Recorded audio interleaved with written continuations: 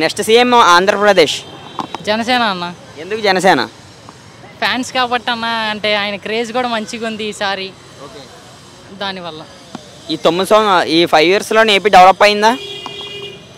చాలా డెవలప్ అయింది అన్న, దానికి ఆపోజిట్ అన్న. అంటే అనగా అంటే ఏమంటారు, దాన్ని మొత్తం కూల్చేసాడు అన్న, ఉన్నదాన్ని మొత్తం కూల్చేసాడు. అంటే ఇప్పుడు పిల్లలకి అమ్మఒడి అంటున్నారు కదా, వస్తున్నాయా? ఇయర్ 4000 వచ్చిందన్న మా తమ్ముడికి. 12,000కి 4,000 వచ్చిందన్న. అంటే నెక్స్ట్ టైం వేస్తా అన్నారు, ఇప్పుడు వచ్చి చేయను కూడా ఇలా. మరి జగన్మోహన్ రెడ్డి గారి పాలన మీద నీ అభిప్రాయం ఏంటి? ఏం చెప్తామన్నా, ఆయన గురించి ఏం చెప్పినా సరే ఉపయోగం లేదు, ఏమీ లేదు. ఇక్కడ ఇప్పుడు విజయవాడలో డెవలప్ అవుతుందా? అయిందంటే కొంచెం భవానీపురం దగ్గర కొంచెం కనిపిస్తుంది అన్న. ఇక్కడ 1 టౌన్లో అంటే ఒక మెయిన్ రోడ్ అంతే, ఆ ఎమ్మెల్యే రోడ్ ఉంది కదా, అది ఒకటే అన్న. జాబ్స్ అంటే మనకు తెలియదు కన్నా, ఇదంటే నేను ఇంటరేగా ఇంకా. ఇప్పుడు రాబోయే రోజుల్లో పవన్ కళ్యాణ్ వస్తే ఏపీ డెవలప్ అవుద్ది అనుకుంటున్నావా? అయిద్ది అనుకుంటున్నాను. అంటే ఫస్ట్ పరిపాలన కదన్నా అయింది, ఇప్పటికి వచ్చి ఎక్స్పీరియన్స్ లేదుగా. అవుతే అవ్వచ్చు. మరి చాలామంది అనుభవం లేదంటున్నారు కదా, అది ఎంతవరకు నిజం? అనుభవం లేదు ఆయనకి, కానీ ఆయన వెనకాల టీడీపీ ఉంది కన్నా, ఏదో ఒక చెప్తారు కన్నా ఆయన కూడా. మరి రీసెంట్గా మరి మనం చూసుకుంటే కనుక నారా చంద్రబాబు గారిని అరెస్ట్ చేశారు కదా, అది ఎంతవరకు కరెక్ట్ అంటావు? అది అంత ఇదిగా తెలియదు అన్న, న్యూస్ ఎక్కువ చూడండి నేను కూడా. అది మళ్ళీ జగన్మోహన్ రెడ్డి గారు కానీ ఏపీలో సీఎం అవుతే ఏపీ ఎలా ఉంటుంది? మొత్తం కూలిపోయిద్ది అన్న. ఆయన చెప్పండి. మీ పేరు? హుసేన్. హుసేన్. ఇప్పుడు ఇవి మీరు ఇది చేస్తారా? షార్ప్ చేస్తారా? ఇవి అమ్ముతారు ప్లస్ షార్ప్ చేస్తారా? 2 చేస్తాం. ఎంత వస్తుంది మీకు ఇది ఒకటి అమ్మితే? 5 రూపాయలు వస్తాయి. ఇది 5 రూపాయలా? పెద్దది అంతే 10 రూపాయలు. ఇది అమ్మితే 10 రూపాయలా? రోజుకి ఎన్ని అన్న అమ్ముతారు ఇవి? డజను 5, 6 అలాగ అమ్ముతాం. అంతేనా? అంతే. మరి అంటే ఒక 50 రూపాయలు 100 రూపాయలే కదా? అంటే మీకు రోజంతా అమ్మితే 100 రూపాయలు వస్తుంది.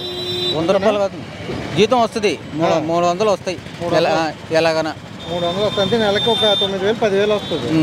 సో ఈ 10,000తో మీ కుటుంబాన్ని పోషిస్తాను, బాగానే ఉందా? ఏం చేయాలి, కష్టపడి పోషించాలి, అంతే కదా. మరి అంటే ఇప్పుడు గవర్నమెంట్ నుండి వచ్చే పథకాలు ఏమి అందట్లేదు మీకు? మాకేం లేదు, పిల్లలు పెద్దవాళ్ళు పెళ్ళిళ్ళు అయిపోయినాయి. సార్ అంటే ఇప్పుడు అమ్మఒడి కానీ అవి వస్తున్నాయా? ఏం లేదు, అవి అవసరం పెద్దవాళ్ళు పోయిన మ్యారేజ్ అయిపోయింది. మీ వైఫ్కి పథకం వస్తారు కదా, అది రాలేదా? అది ఏం లేదు, ఏ పథకాలు మీకు లేవు. So okay. అంటే ఇప్పుడు వైసీపీ 4 సంవత్సరాల పరిపాలన అయింది కదా, సో ఈ 4 సంవత్సరాల్లో మీకు ఎలా అనిపించింది? ఏమనిపించింది?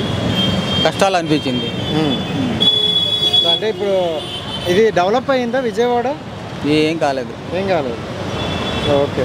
ఇప్పుడు మరి మొన్న చూసుకుంటే చంద్రబాబు నాయుడు గారు అరెస్ట్ అయ్యారు, సో పెద్ద పెద్ద ధర్నాలు కూడా జరిగాయి, మీకు ఎలా అనిపించింది అది? దాని గురించి మాకు ఐడియా లేదండి. అంటే ఇప్పుడు ధర్నాలు ఇక్కడ కూడా జరిగాయంట కదా, బంధువులు గట? ఏం లేదు, 140 సెక్షన్ పెట్టారు కదా, అది ఒకటి పెట్టారు అంతే. అంటే ఎందుకు పెట్టారో తెలుసా? పోనీ నాకు తెలుసు. అంటే చంద్రబాబు నాయుడుని అరెస్ట్ చేశారు అందుకు పెట్టారని తెలియలేదా? తెలుసు. అలా తెలుసు కదా. సో అంటే ఇప్పుడు 5 సంవత్సరాల పాలన అయిపోతుంది, సో నెక్స్ట్ 2024లో ఎవరు సీఎం అయితే బాగుంటుంది అనుకుంటారు? ప్రజలు చేస్తారు, అది ప్రజలు న్యాయం చేస్తారు. అంటే మీకు ఎవరు వస్తే బాగుంటుంది, డెవలప్ అవుతుంది, అభివృద్ధి చెందుతుంది అనుకుంటారు? దాని గురించి ఐడియా లేదండి, అది ప్రజల డిసిషన్, మా డిసిషన్కి లేదు కదా. సో పవన్ కళ్యాణ్ గారు జనసేన అంటూ వస్తున్నారు, సో ప్రజలకి అండగా ఉంటా అంటున్నారు, మరి మీకు అతని మీద అభిప్రాయం ఏంటి? అది ఏం లేదు, మేము ఫ్యాన్స్ కదా, వస్తే ఓటు అక్కడికి పడుతుంది. పవన్ కళ్యాణ్ ఫ్యానా? అవును. అందుకే టవల్ కూడా వేసావా?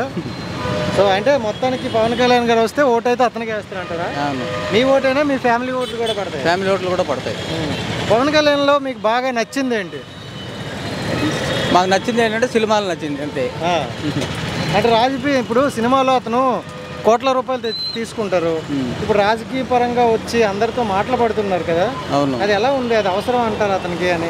అవసరం లేదు, ఏం కష్టపడుతున్నారు, అంటే మీకోసమే కదా కష్టపడుతున్నారు. అదే లేకపోతే కష్టపడుతున్నారు, చూస్తాం. ఛాన్స్ ఉంటే వచ్చే ఛాన్స్ కూడా ఉంటుంది కదా, చూస్తాం. సో అలాంటి వ్యక్తికి ఏమైనా మీరు సపోర్ట్గా ఉంటారా? ఉంటాం, చెప్పాంగా, ఓటే వాళ్ళకి అంటే సపోర్ట్ ఉంటాం కదా, అదే కదా ఉంటుంది. అది మొత్తానికి మీ అమరావతి అయితే అభివృద్ధి చెందలేదంటారు? చెందలేదు. నెక్స్ట్ వచ్చే ప్రభుత్వం అయినా అభివృద్ధి చెందేలా చూద్దాం అంటారా? అదే అది ప్రజల డిసిషన్, మాది ఏం లేదు కదా. అంటే కొంతమంది ఏమంటారంటే ఏ ప్రభుత్వం వచ్చినా మా బతుకులు మారట్లేదు అంటారు, అది నిజమేనా? నిజమే. ఇప్పుడు మనం ఇక్కడ వచ్చి చేస్తున్నాం కదా రోడ్డు పైన, ఏదైనా మారిందా? లేదు కదా. అలాగే అప్పుడు ఎలా ఉంది, ఇప్పుడు అలాగే ఉన్నాయంట. అలాగే ఉంది, అలాగే ఉంటాయి. సో ఎవరు వస్తే మారుతుంది అనుకుంటాను మరి. అదే చెప్పానుగా, ప్రజలు డిసిషన్ చేస్తారు, మంది ఏం లేదు కదా. మనం ఒక ఓటు పైన గెలిచేది ఎవరు లేదు, ప్రజలు డిసిషన్ చేస్తారు. ప్రజల గురించి అన్ని ఓట్లు పడతాయి.